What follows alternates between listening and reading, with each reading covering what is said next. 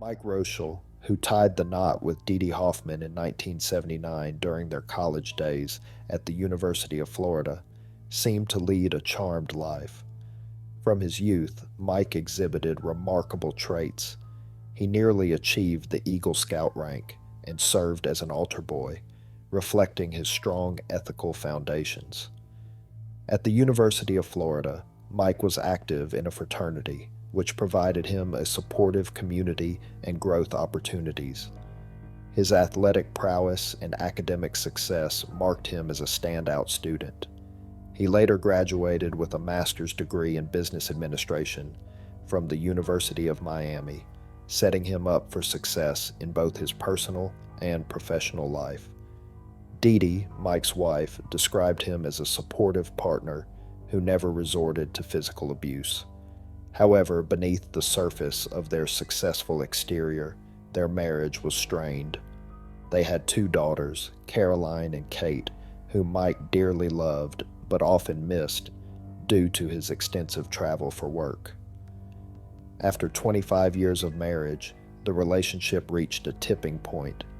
Didi initiated a divorce and moved out of their shared home.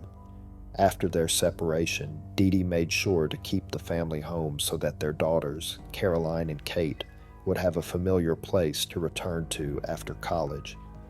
At 49, finding himself single for the first time in years, Mike felt a void and decided to explore internet dating, which was becoming increasingly popular in the mid-2000s. He set up a profile on Match.com and quickly met Susan, a 38-year-old Hispanic nurse. Their connection was instant, and they enjoyed many dates and trips together. Before long, Susan moved into Mike's home, occupying the space once filled by his ex-wife, Didi. In an interview with 48 Hours, Didi commented on Susan moving in, noting how everything that was once hers, including her dog, seemed to have seamlessly become Susan's. Caroline, Mike's daughter, initially expressed concerns about Susan, especially after their first meeting where Susan consumed several martinis, yet appeared surprisingly coherent. This unusual tolerance for alcohol raised red flags for Caroline. Despite Caroline's concerns, Mike and Susan got married in 2007, a decision that significantly changed their lives. Susan left her job and Mike stopped his frequent business travels. He bought a local business, Ocala Dental, which soon became the focal point of their new life together.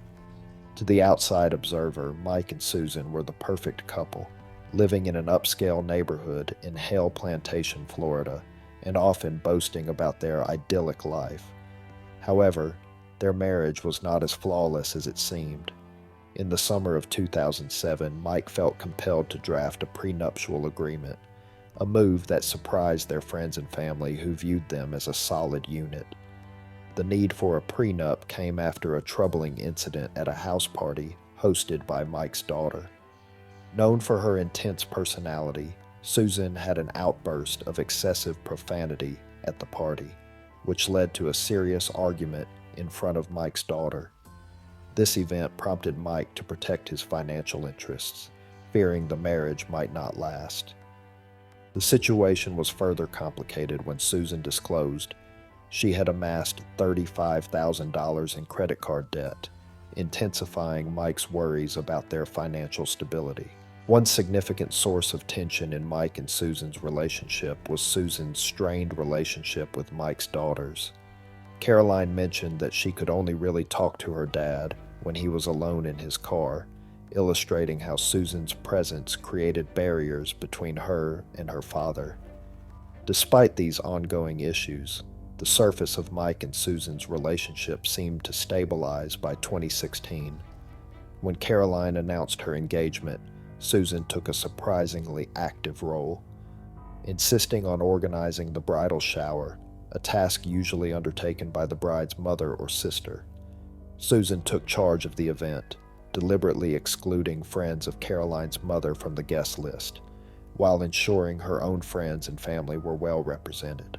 Against all odds, the bridal shower turned out to be enjoyable.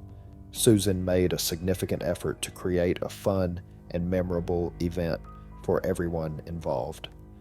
Later, when shopping for a wedding dress, Susan was by Caroline's side, helping her choose from various options until one particular gown caught Caroline's eye. Generously, Susan offered her credit card to pay for the $11,000 gown. The wedding took place in November 2017 at Oheka Castle on Long Island, attended by 160 guests. The event was nothing short of regal, mirroring the splendor of a royal wedding. Just before walking Caroline down the aisle, she noticed an odd mark on Mike's face. Concerned, she asked him about it, but he dismissed her worries, not wishing to overshadow her special day. 3 weeks after Caroline's wedding, Mike disclosed to her that the mark on his face, now a long white scar, was caused by his wife, Susan. He told Caroline that Susan had physically abused him and had been arrested for domestic battery after becoming violent while intoxicated.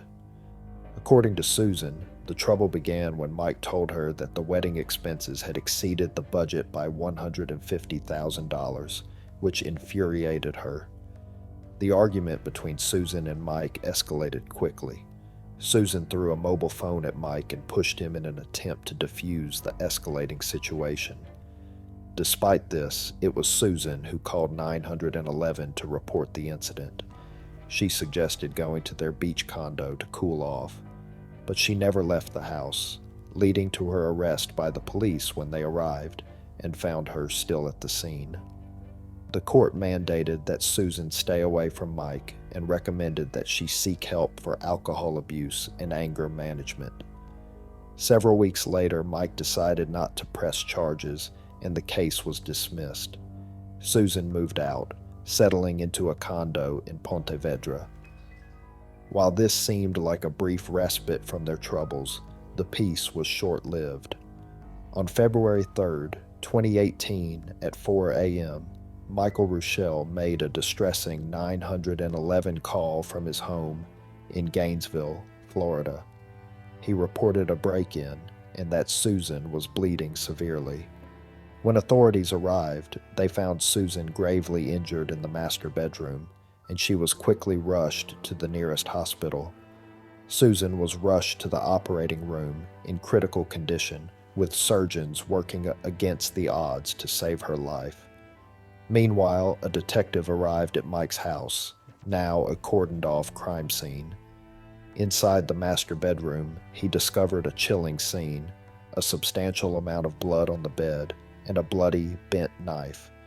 Yet, there was no evidence of forced entry or broken windows. The detective reviewed security footage from Mike's home, but it showed no signs of anyone fleeing the scene. Despite the grim prognosis, Susan survived, though she was left with severe injuries to her wrist, stomach, and neck. Upon regaining consciousness, Susan gave the detectives a startling revelation. She asserted that there was no intruder. Instead, she accused Mike of attacking her. Susan recounted that their argument started at a local restaurant earlier that evening and escalated when they returned home in separate cars. Susan went to bed, and just as she was dozing off, she felt a sharp pain and awoke to find Mike standing over her with a knife. Overwhelmed with fear and confusion, she screamed at him, "Michael, you are going to kill me." Susan was horrified when Mike chillingly replied, "That's exactly what I want to do." Despite her cries for help, Mike continued to stab her, leaving her in immense pain, covered in blood. For an hour, Susan lay in bed, bleeding profusely and fearing for her life. In a desperate bid to survive, she agreed to Mike's demand to support his story of a home invasion, under the promise that he would spare her life. After changing his clothes, Mike called 911, feigning shock over a supposed robbery. His arrest on charges of attempted murder sent shockwaves through his family and community. His ex-wife, Didi, and his daughters, Caroline and Kate, were stunned, Didi, who had never observed any violent behavior from Mike during their marriage, found the accusations inconceivable. Caroline and Kate, who had always viewed their father as kind and generous, struggled to reconcile this image with the heinous acts he was accused of. The legal situation intensified as Mike faced additional charges including false imprisonment, obstruction of justice, and tampering with evidence. Given Mike's significant financial resources, the judge set his bond at $2.5 million for these charges but denied bond on the attempted murder charge, reflecting the severity of the crime.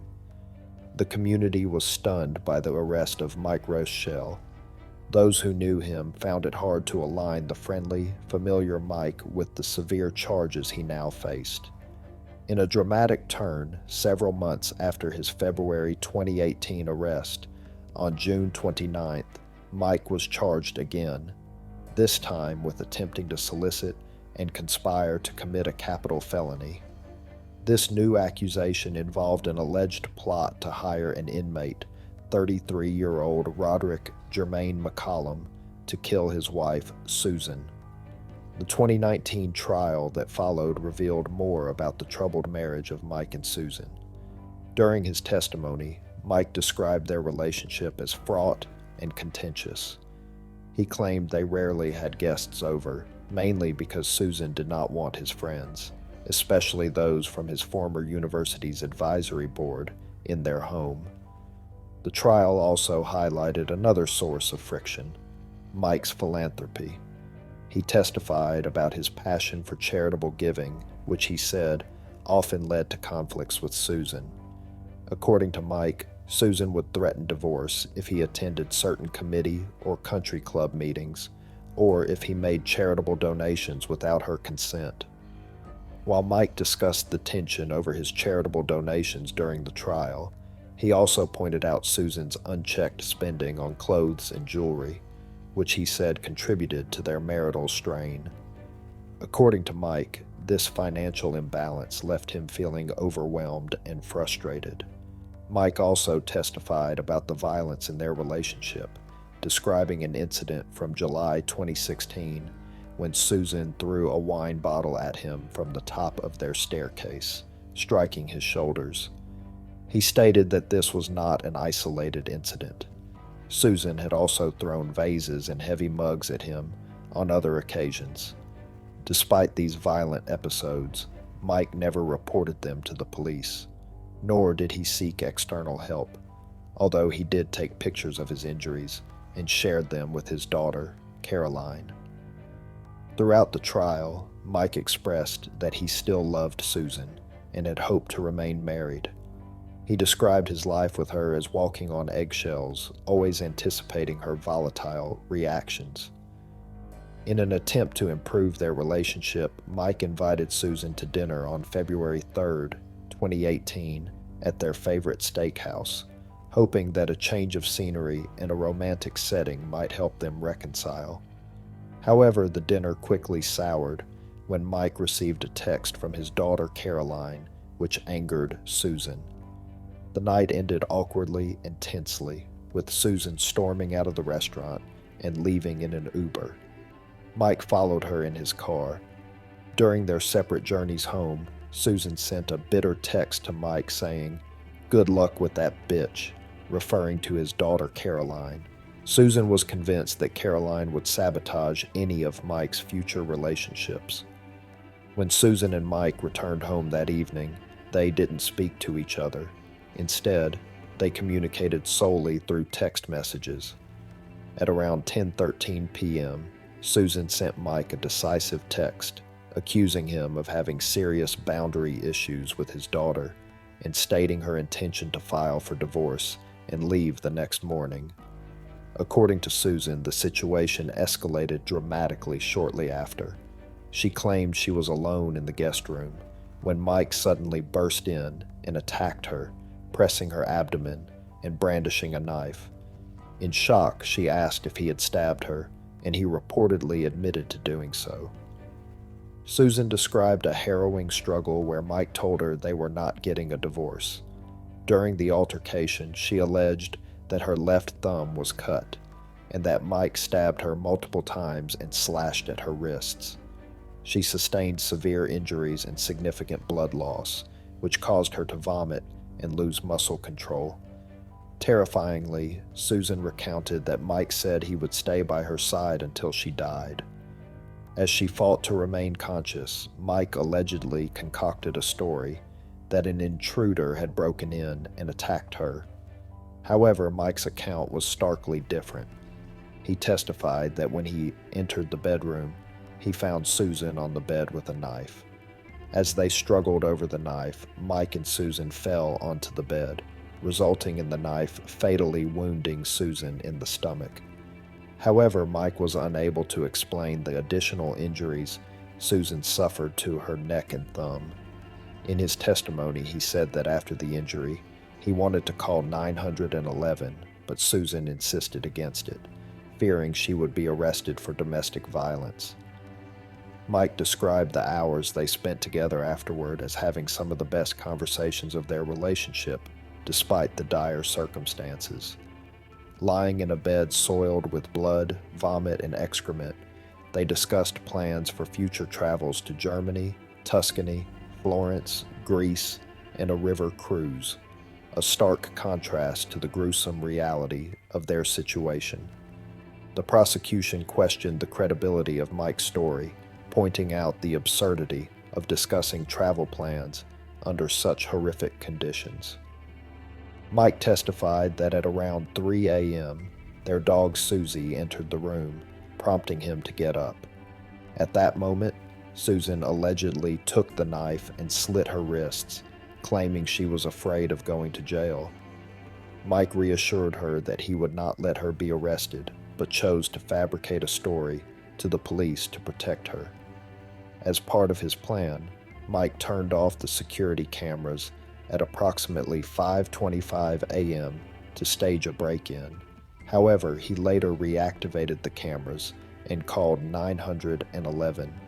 The prosecution argued that Mike's actions demonstrated a clear intent to harm Susan, pointing out his manipulation of the surveillance system and his willingness to fabricate a story as evidence of his attempt to cover up his involvement in the crime. In contrast, the defense claimed that Mike's actions were driven by a desire to protect his wife. They suggested that Susan's attempted suicide was due to her mental health issues, and Mike was merely trying to save her from further harm by turning off the camera and lying to the police. A bloodstain pattern analyst testified in support of Mike, reviewing medical records and arguing that if Susan's wrist had been cut around 10 p.m., as she claimed, she would likely have succumbed to blood loss. However, supporting Mike's account, the analyst noted that it was more plausible she survived because medical help arrived shortly after the incident, as Mike had claimed. The prosecution challenged Mike's intent to reconcile with Susan, presenting evidence of his activity on 3 dating sites, which contradicted his claims of seeking reconciliation. Conversely, Mike's defense highlighted his visits to web pages for battered husbands, suggesting his actions were defensive. After a 9-day trial, the jury deliberated for 4 hours before returning a verdict. Mike was found guilty of attempted first-degree murder among other charges. In December 2019, Mike received his sentence. Susan chose not to attend the sentencing hearing. During the proceedings, Mike's daughter, Caroline, took the opportunity to address the court. She spoke of her admiration for her father, emphasizing that Mike had always been a compassionate and selfless individual, prioritizing the well-being of others above his own. Several of Mike's friends also testified, consistently describing him as a kind, gentle soul and a true gentleman. Despite the prosecution's push for a 50-year sentence, the judge decided on 30 years. Given Mike's age at the time of sentencing, this likely means he will spend the remainder of his life in prison. Thanks for watching this horrible story. Please like the video, subscribe to our channel, and click the bell so you don't miss our future videos. What do you think about the case? Share your views in the comments below.